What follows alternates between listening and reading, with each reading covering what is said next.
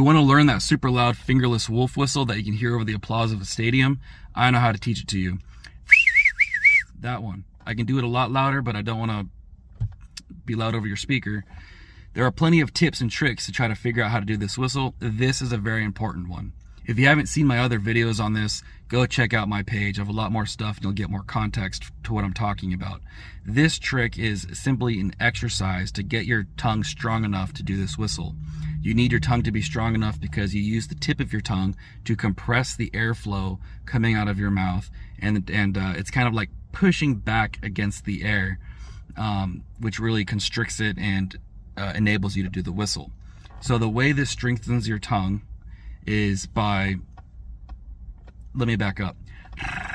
That's what you got to do. Now I'm going to push my tongue up while I'm doing that. So instead of the bounce being large, it's a tighter bounce.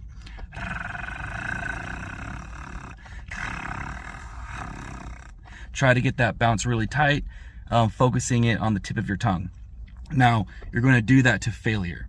What I mean by failure is you are pushing the tip of your tongue up so the bounce is shorter and faster, and eventually you'll lose the strength and your tongue will either go up against the roof of your mouth and it'll stop bouncing, or the airflow will just continuously go over your tongue and it won't be bouncing.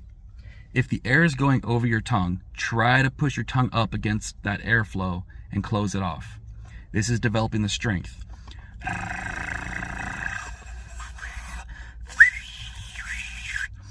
And you can start to hear, when you get strong enough, you'll start to hear that whistle naturally happen if your bottom lip is in the right place, which is kind of just over the bottom teeth, like you're making an F sound.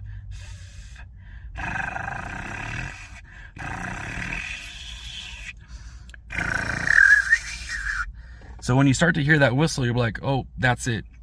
But focusing on the tip of your tongue and trying to make that bounce smaller, and you'll feel it like, okay, I need to use more muscle in my tongue to get that bounce smaller. And then when you feel your tongue kind of getting tired, that's the muscle you got to be working. Use that with the other tips I have in my other videos, and that's going to really get you further along on getting this whistle down. You can do it. It does take some practice, but it really comes down to developing the strength. Now, I have some other tips that I'll share later. Like and subscribe. Good luck.